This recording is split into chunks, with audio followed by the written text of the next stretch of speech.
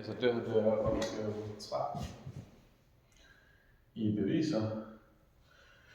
Her skal bevise, hvis vi har en normalvektor. Normalvektor, som hedder A, B.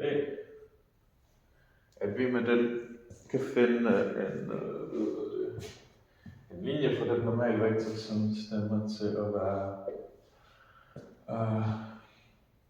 okay, gør det lige lowercase, så det er lidt nemmere. Ax plus bx plus c. Og det kan alle sammen 0. Måden man kan gøre det på er, at vi, hvis vi har en koordinatsystem, så kan man bedst se det, hvis vi siger, at vi har en bestemt linje, den har en normalvektor, og det er normalvektor B.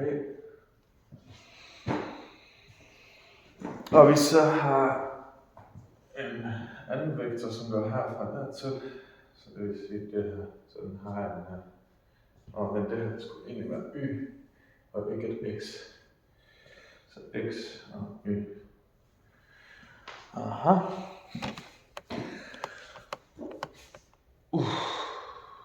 Jeg skal virkelig på toilettet for den her.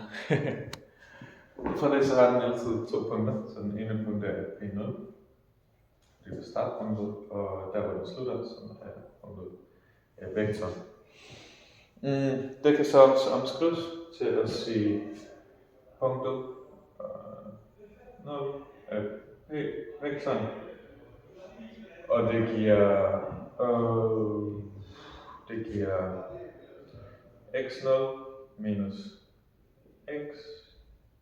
Nej, det er omvendt. Jeg tror det er omvendt. Det er x minus x0 og y minus y0. Yes. På grund af nogle andre beviser, så kan man også sige, at når vi så ganger med normalvektoren, at når vi ganger det her med normalvektoren, så får vi, lad mig lige vise det, eller prikproduktet af P0P-vektor, så giver det 0. Og det kan vi også skrive som, for at bedre forstå det, A B prikprodukt af x minus x0 og y minus y0. Og det giver 0. Det kan så omskrives til, at der i princippet står a ganget med, og det her det var normalt, x minus x0 og b ganget med y minus y0. Og der har vi, formlen i princippet det her. Det kan så også omskrives på en anden måde, så der står a ganget med x minus x0 og jeg tror der står plus. Der skal stå plus i formlen præcis. B x minus y, fordi vi arbejder med y på den tid, y0. Yes. Ud fra det, så kan vi omskrive det. Eller sådan reducere det. Så det vil sige, at vi siger, så hvis vi ganger ind i det, så siger vi for det første ax minus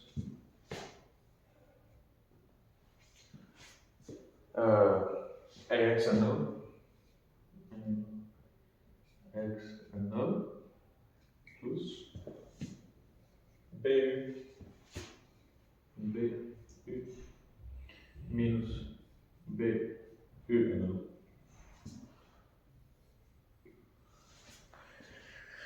Yes.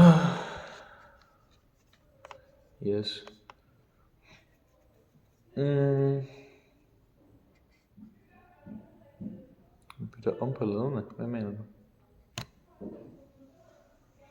Ja, jeg ved ikke, hvorfor den vil have os til at bytte om på lederne, fordi...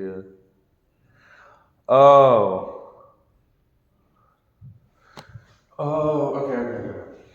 I mean, ja, det kan vi godt. Det kan så også omskrives til, at ax plus by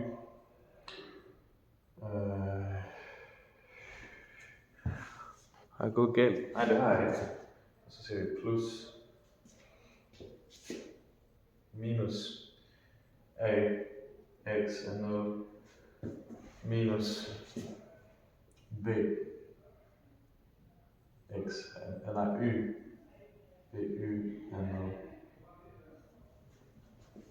Og fordi vi ved, at nulpunktet er konstanten, og det er den, man kan forskyde det med, så kan vi også bare omskyde den til at være c. Så det vil sige, at vi til sidst får ax plus by plus c. Og det giver 0 her. Yes, og det er i princippet det, vi har her. Yes, det er en screenshot fra videoen. Zup.